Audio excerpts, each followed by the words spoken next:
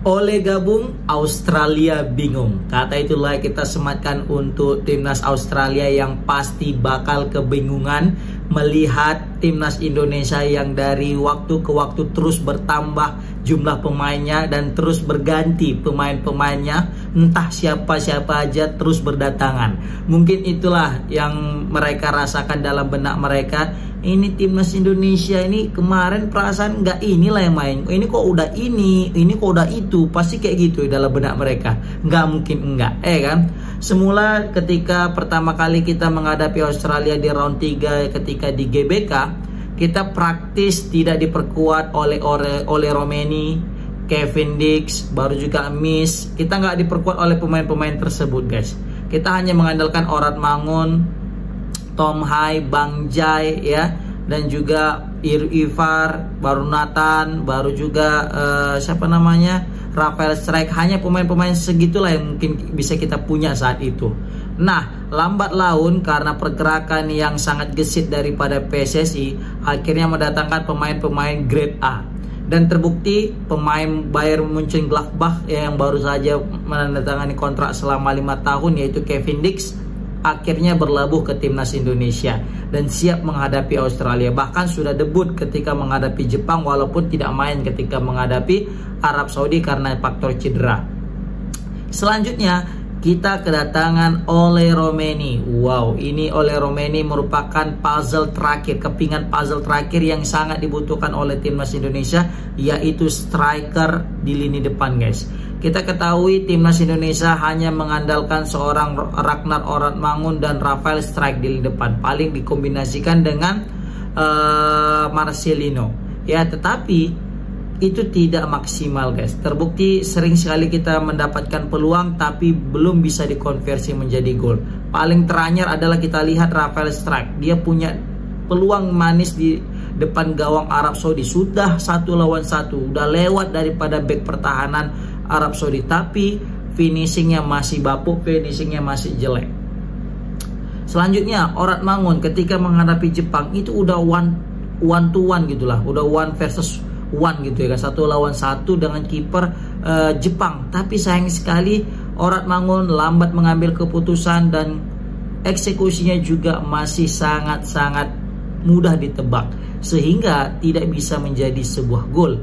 Nah, karena dasar inilah maka kita butuh salah seorang striker yang punya kualitas luar biasa untuk melengkapi skuad timnas kita ini. Kalau dari segi winger, dari segi pertahanan, dari segi lini tengah kita sudah mewah, sudah elit, tapi di lini depan kita masih sulit, guys. Maka dari itu didatangkanlah Ole Romeni, pemain keturunan asal Medan yang siap merumput jajal atau siap menjajal rumput daripada Australia nanti, guys, di Sydney. Ini menarik kita lihat, guys. Pasti orang Australia bingung ini, ya kan. Ini siapa lagi lah yang kalian bawa nih Indonesia? Kemarin ini, sekarang itu, ya kan. Padahal belum gabung aja oleh Romeni, kayaknya mereka udah agak terkejut gitu nengok udah ada Kevin Dix kan. Ini datang lagi oleh Romeni. Kan. Ini oleh Romeni datang lagi. Belum lagi Elkan yang di pertandingan pertama nggak datang, nggak dipanggil karena selek sama Coach Sintayong, ya kan, dipanggil lagi.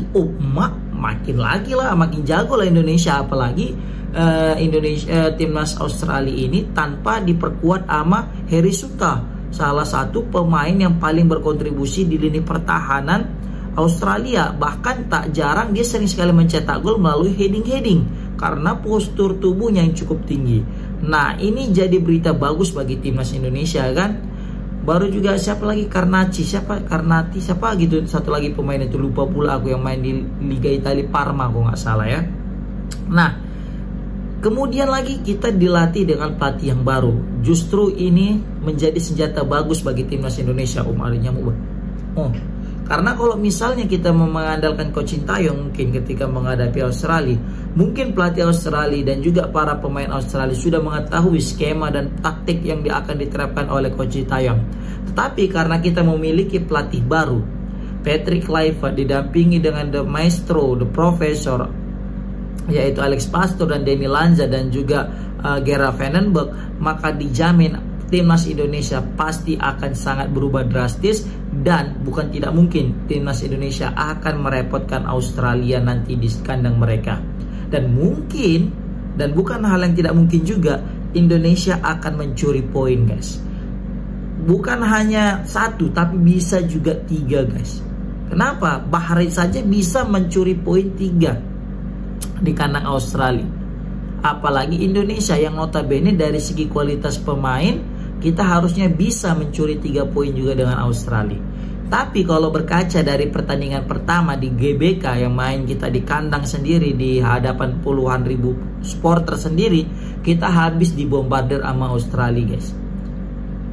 Jadi takutnya kita dibombardir juga. Nah, tapi satu nih, Indonesia kalau main tandang itu jago, kan? Lawan Arab Saudi kita jago, Bahrain kita jago, lawan Cina pun kita jago. Walaupun kalah kita jago. Kenapa? Menguasai jalannya pertandingan. Kenapa ketika main lawan Bahrain, Arab Saudi, dan China ketika main di kandang lawan kita jago? Satu jawabannya, rumput. Karena rumput mereka itu luar biasa cakep ketimbang rumput yang ada di Gelora Bung Karno. Makanya kelihatan pemain-pemain diaspora kita ketika main di Gelora Bung Karno itu kesulitan dalam mengembangkan permainan. Kenapa? Karena kualitas rumputnya. Tetapi ketika main away di kandang lawan yang notabene rumputnya jauh lebih baik kualitasnya ketimbang negara kita, ketimbang di GBK, maka bisa kita saksikan gimana bagusnya permainan 1-2, skema permainan yang diterapkan pemain itu berjalan dengan lancar dan sangat asik untuk ditonton. Jadi faktornya apa? Rumput, benar. Ditambah lagi ini stadion Australia ini yang di Sydney ini katanya salah satu stadion terbaik mereka. Maka bisa kita bayangkan permainan timnas Indonesia yang akan mereka tampilkan nanti pasti cukup luar biasa, guys. Nah, luar biasa. Dan Ole resmi ya sudah jadi warga negara Indonesia. Kenapa? Karena sudah disumpah, guys, di London, di London tadi sore, atau tengah malam kita di sini. Bukan, jam 12 siang atau jam 6 sore di waktu kita. Di sini jelas di Kedutaan Republik Indonesia di London, pengambilan sumpah dan janji setia pewarganegaraan Republik Indonesia. Dan di sini Pak Erick Thohir juga mengkonfirmasi tentang berita itu di sosial medianya dengan caption, "Alhamdulillah, Ole sudah resmi menjadi WNI setelah pengambilan sumpah."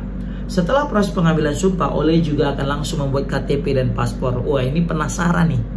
Kira-kira KTP-nya si Ole Romeni ini alamatnya di mana nih, ya kan? Apakah di Medan? Tapi kayaknya nggak tahu nih di mana, ya kan? Komen di kolom komentar kalau kalian tahu, guys, di mana alamat Ole Romeni.